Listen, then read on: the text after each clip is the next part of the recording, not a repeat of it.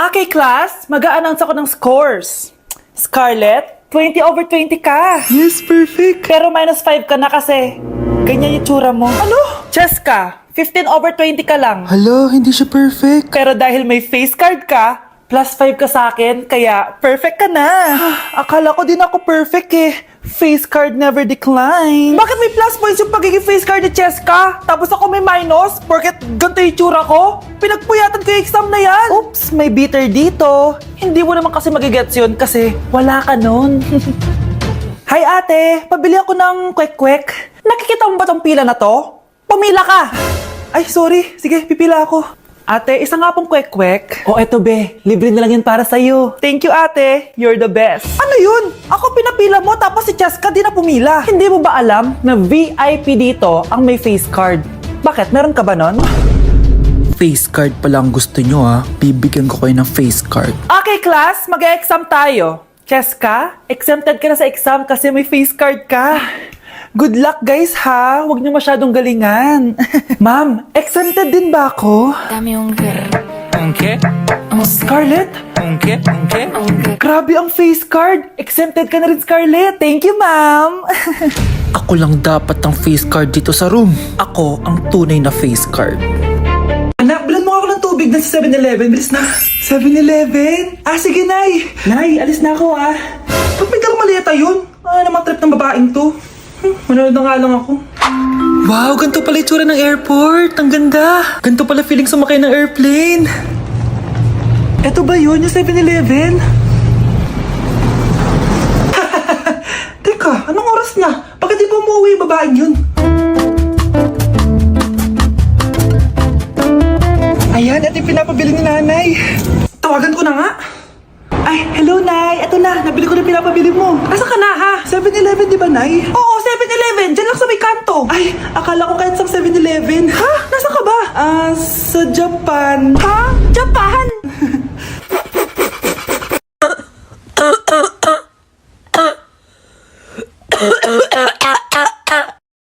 Nandito ako sa Japan ngayon at titikim tayo ng Japanese convenience store snacks. Hulaan niyo kung saan ako pupunta. Walang ganito sa Pilipinas. Grabe, the best talaga ang 7-Eleven sa Japan. Parang lahat ata ng gusto mong bilhin nandito na. Sobrang dami! Let's try this, oh. Ano kaya to? Mukha siya mochi. So, let's buy. Oh, may brulee sila, guys, oh. Siyempre, add to cart. Parang sikat din to. Kainin natin, guys. Tara, add to cart. Yakult ba to? Ang laki ng Yakult nila dito, oh. Add to cart. May Japanese, oh. Arigato. Tikman na natin. Una natin titikman itong pudding.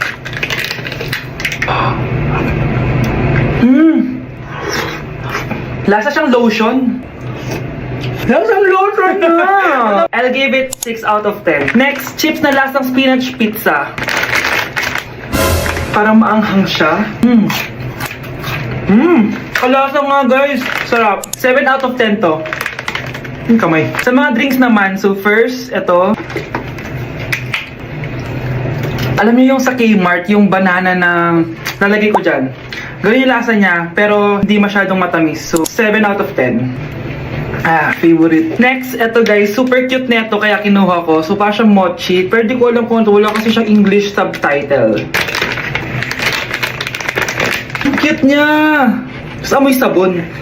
Alam mo yung Kojic, ganun. Ganun yung amoy niya. So, ito yung itsura niya. Candy ata to eh. Para kang ngumunguya ng sabon. 3 out of 10 ka lang, be. Okay, next, itong Pringles na lasang chicken barbecue. Ba't may ganun? Amoy na natin. Amoy biryani. Actually, masarap siya. Alam mo yung biryani na chicken, ganun yung lasa niya pero Pringles. 7.5 out of 10 to. Next, itong Jollibee na parang sweet potato. Ano natin? Mukha talaga siyang fries. Ayan. Parang nanak malasahan sa lahat ng mga kinain ko. Masarap siya, pero wala siyang lasa. Go. Yan. 5 out of 10. Hindi ko siya bibilin ulit. Next is yung dessert natin, tong brulee. Brulee? Ayan, ayan yung tsura niya guys. And alam ko, binabasag to. Yun o. Ayan, oh, ayun o. Ang tamis masyado. Tamis.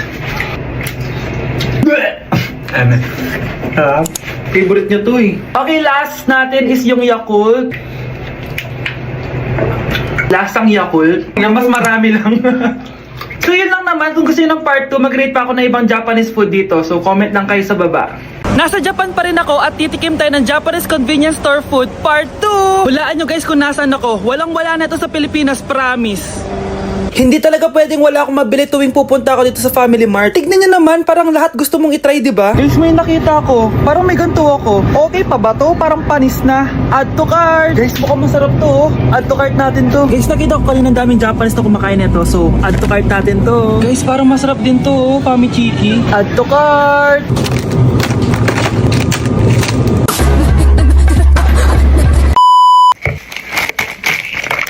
Tikman na natin! Una natin titikman na itong mukhang baya. Bakit kaya ganito kulay niya? Ano yung amoy niya? Amoy mani. Unang kagat. Masarap siya pero lasa siyang mani. Oo eh. Masarap siya. Sarap siya. 7 out of 10 to. Next natin tong Pamichiki. Tignan nyo guys, grabe. Walang buto to ah. So best! Pupunta talaga ako ng Japan para lang dito. Buhay ko out of 10 to guys. Next, mag-drinks muna tayo. Sarap. Wala akong masabi. Ang sarap niya. 10 out of 10 to sa akin. Ang daming Japanese na kumakain nito kanina. So try na natin kung masarap ba talaga. Simpleng natik mo. Parang siya marshmallow. Ayos din yan. Masarap siya pero medyo matamis siya. Mahilig sa matamis. Sarap! Oh, next natin to palaging kinakain ni Honey Bunch. So para siyang pandesal na may feeling sa loob. Dami pala niya. May laman siya guys. You know? Masarap siya pero wala siyang lasa. O yun naman, magko-comment na naman masarap pero walang lasa eh. I'll give it 7 out of 10. Next natin tong parang mushroom na parang chocolate din. Next natin tong Ganito yung itsura niya.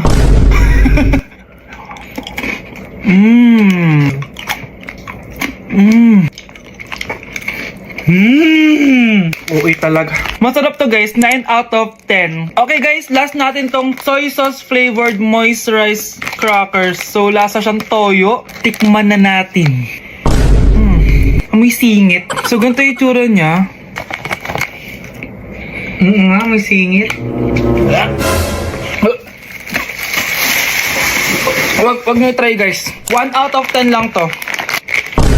So yun lang naman guys, no? Kung gusto nyo ng part 3, mag-comment lang kayo dyan. And malapit na kami umuwi sa Pilipinas. Bye-bye! Okay class, magsisitting arrangement tayo, okay? Scarlett, tumabi ka kay Cheska. Sige po ma'am. Hi. Oh, bago ka lang ba dito? Oo, sana maging close tayo. Paalala ko lang sa'yo, nasa room na to, ako ang prinsesa dito. Okay? I like your hair. It's giving squatter. Sa subdivision kasi namin, uso ang reband. Ew! 2025 na, naka-Android ka pa din? It's giving blurred cam. So, boyfriend mo pala si Michael? Bakit kanya pinatulan? Sa mukhang yan? Yuck! Ang pangit ng... Okay, class. The nomination for Muse is now open. Ma'am, I nominate myself. Subukan nyo mag-nominate ng iba. Pa-main character talaga siya, oh. Ma'am, I nominate Scarlett. Hala, maglalaban sila. Ooh, ang dalawang magkaribal. Ay, nako. For sure, mananalo ako. Let's fight fair and square. Okay, we have 2 candidates. Unang tanong. Anong meron sa inyo na wala sa kalaban nyo? Ang bagay na meron ako at wala siya ay yung mga mansyon namin.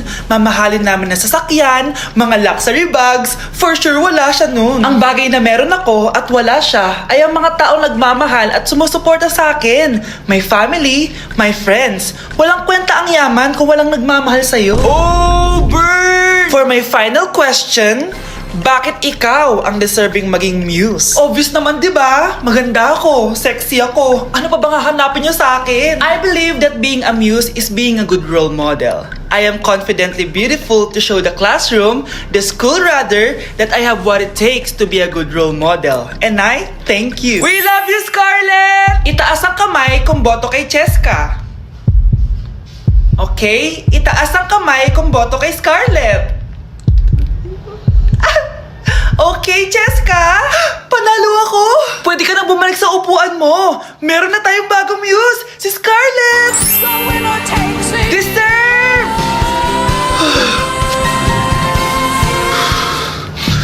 Hello? May ipapatumba ako sa'yo. Okay, class. Magdi-discuss ako. Makinig kayo sa akin, ha? Oh, grabe. Ang ganda ko talaga. Masaya na naman siya oh. Manda ka sa akin. Ah, ma'am, di ba po bawal mag-makeup kapag oras ng klase? Si Scarlett kasi nagme-makeup po. Lu, pero pag ikaw pwede? Basto. Ay, oo. Mamaya na yung makeup na yan, Scarlett, ha? Makinig ka sa akin. Aw, di na siya makakapag-retouch. Okay, class. Dalawa ang naka-perfect sa exam natin. Si Cheska.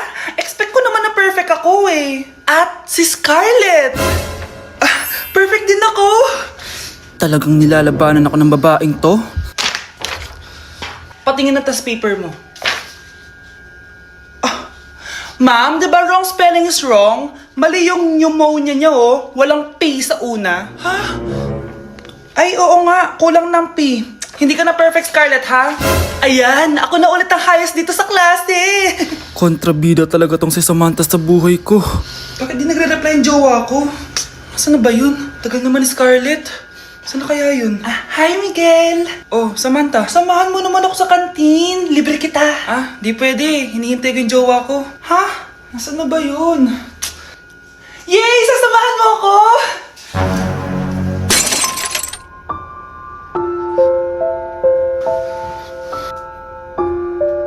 Ha? Wala naman ako sinabi! Scarlett? Mainis ka lang, dapat lang sa'yo. Lahat na lang kinukuha sa akin ni Samantha. Ibubunyag ko na yung sikreto ng pamilya niyo. Okay, class, settle down. Ibibigay ko na yung mga exam nyo. Okay, get one and pass. Ma'am, sorry I'm late. Class, ano sabi ko kapag late na dumating? Hindi po mag-e-exam. Tama! So, bawal ka na mag-exam, Scarlett. Hi, ma'am. Nandito na ako. Medyo na-traffic eh. Oh, Cheska, buti nakahabol ka. Oh, eto. Pinag-reserve ka to ng test paper. Mag-exam ka na. Thank you, ma'am. Lo, ang unfair. Bakit si Cheska pwede mag-exam kahit late? Iba kasi si Cheska, hindi mo siya kagaya. Okay, class. Nag-gets niyo ba yung lesson? Naiihi ako.